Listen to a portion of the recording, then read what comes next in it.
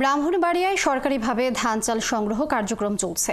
তবে বাজার দরের সাথে সামঞ্জস্য না থাকায় সরকারি গুদামে চাল সরবরাহে অনিশ্চয়তা দেখা দিয়েছে। চালকল মালিকরা বলছেন, ধানের দাম বেশি থাকায় সরকার নির্ধারিত দামে চাল সরবরাহ করলে তারা আর্থিকভাবে ক্ষতিগ্রস্ত হবেন। জালাল উদ্দিন রুমির তথ্য ছবিতে প্রতিবেদন। ব্রাহ্মণবাড়িয়ায় শুরু হয়েছে আমন মৌসুমের ধান চাল সংগ্রহের অভিযান। জেলার ৯ উপজেলার ৯৯ জন মিল মালিক এবং নিবন্ধিত ১৪,০০০ কৃষকের কাছ থেকে ১০টি খাদ্য গুদামের জন্য ২৯,৭০৬ মেট্রিক টন চাল এবং ৫,৫৯৩ মেট্রিক টন ধান সরকারিভাবে সংগ্রহ করা হবে।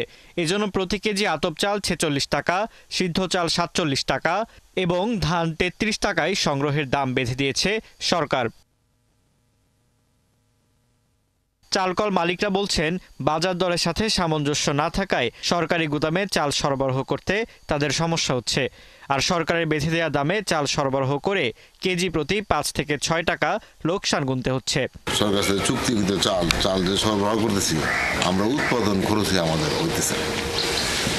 এখন আমরা দিতেছি, সরকারের সাথে চুক্তি করছি, সরকারকে সহযোগিতা করার চেষ্টা করতেছি। বন্যার কারণে বিভিন্ন জায়গাতে আপনার ধান তলিয়ে গেছে, তলিয়ে যাওয়ার কারণে কাঙ্ক্ষিত ধান আমরা হাতে পাইনি, যার কারণে আপনার যে চাহিদা, ধানের যে চাহিদা যে উৎপাদন কম।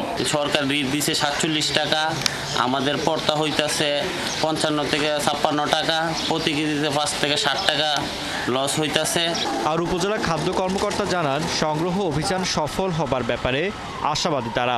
সরকারের সঙ্গে যে চুক্তিবদ্ধ হয়েছেন, যতটুকু তারা আন্তরিকতার সাথে চেষ্টা করছেন, আশা করি আমরা সফল হতে পারবো এবং তারা সময়ের ভিতরে তারা দিতে পারবেন এবং লক্ষ্যমাত্রা অর্জিত হবে।